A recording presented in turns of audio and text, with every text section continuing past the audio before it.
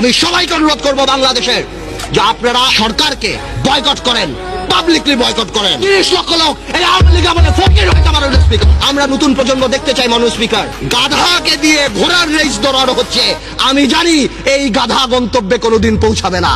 30 থেকে 40 হাজার কোটি টাকা বিদেশে চলে গেছে মাননীয় স্পিকার। প্রথম আলোতে দেখলাম উনি মাশাআল্লাহ 1200 কোটি টাকা কামিয়েছেন। আলহামদুলিল্লাহ। এই টাকা দিয়ে করবে কি? 1200 কোটি টাকা দিয়ে বানিয়েছেন। এই সমন্বয়হীনতার অভাব, বারবার যে কোনো কাজে ডিউ ডিলিজেন্স ছাড়া বিরোধী দলের উপরে আঙ্গুল উঠিয়ে দেওয়া আর শুধুমাত্র বলা এখানে করাপশন, এখানে করাপশন। যে সরকার আমাদের টেলিফোন যদি ট্যাপ করা হয়, আমরা জানতে চাই সেই দরবেশ আর সেই মুরিদদের টেলিফোন কেন ট্যাপ করা হয় না?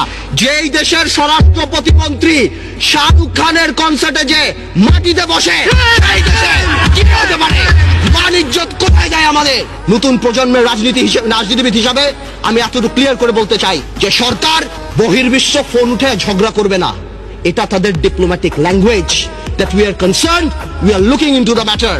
আপনি কল্পনা করতে পারেন মাননীয় স্পিকার, একজন অ্যাটর্নি জেনারেল ওই পদে বহাল থাকে, কিভাবে সে বসে বলে কে নোবেল প্রাইজ পাওয়া উচিত, কে নোবেল প্রাইজ পাওয়া উচিত না। এটা অসম্ভব। আমার দুঃখ হয়, আমার ভয় হয় যে মাননীয় অ্যাটর্নি জেনারেল যদি চাটুকারিতা করে আগামীতে ভবিষ্যৎ ল মিনিস্টার হওয়ার জন্য আমার বলার কিছু নাই। আন্দালিব রহমান পার্থের আজকের এই বক্তব্যটি সম্পূর্ণ শুনলে বুঝতে পারবেন আওয়ামী লীগ মানে সরকারি দলের দুর্নীতি সম্পর্কে সে কি তথ্য দিচ্ছে এবং এই বাংলাদেশের বর্তমান অবস্থা সম্পর্কে অনেক কিছু জানতে পারবেন। তাই আপনাদেরকে অনুরোধ করব আজকের এই ভিডিওটি সম্পূর্ণ দেখবেন এবং শেয়ার করবেন।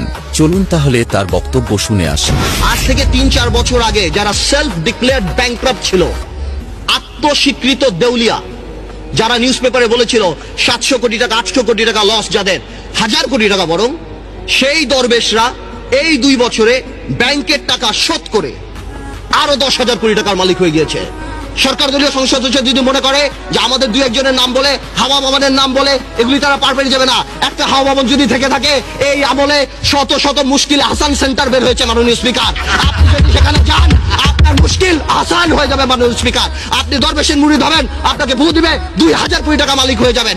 শত শত লোকসানের কোম্পানি, জিএমজির মতো কোম্পানি, ওয়েস্টিনের মতো কোম্পানি আপনি নিয়ে যাবেন 20 কোটি টাকাকে বিলিং ভ্যালুতে বড় করে আপনি শেষ করে দিবেন। আপনি হঠাৎ রাতারাতি 40 কোটি টাকার মালিক হয়ে যাবেন। আপনি জানেন বাংলাদেশে কোনো ব্যবসা বাণিজ্য এখন নেই। এই মুহূর্তে সবাই 2 লাখ টাকা 5 লাখ টাকা ইনভেস্ট করে 5,000 টাকা কামাই করার জন্য চেষ্টা করেছে। এটা কি কোনো অপরাধ? I can very well understand. বিজনেসে লস হবে, লাভ হবে, কিন্তু ডাক দিয়ে তো আপনি ধোকা দিতে পারেন না। বারবার ডেকে এনে শেয়ার মার্কেটে ইনভেস্ট করিয়ে তাদেরকে রাস্তায় ফেলে দেওয়া হচ্ছে। 30 লক্ষ লোক যদি স্বাধীনতা যুদ্ধে মারা যায় মাননীয় স্পিকার, তাহলে 30 লক্ষ লোক এই আওয়ামী লীগ আমাদের ফকির হয়েছে মাননীয় স্পিকার। আমি শঙ্কিত যে বাংলাদেশের জুডিশিয়ারি কোন দিকে যাচ্ছে।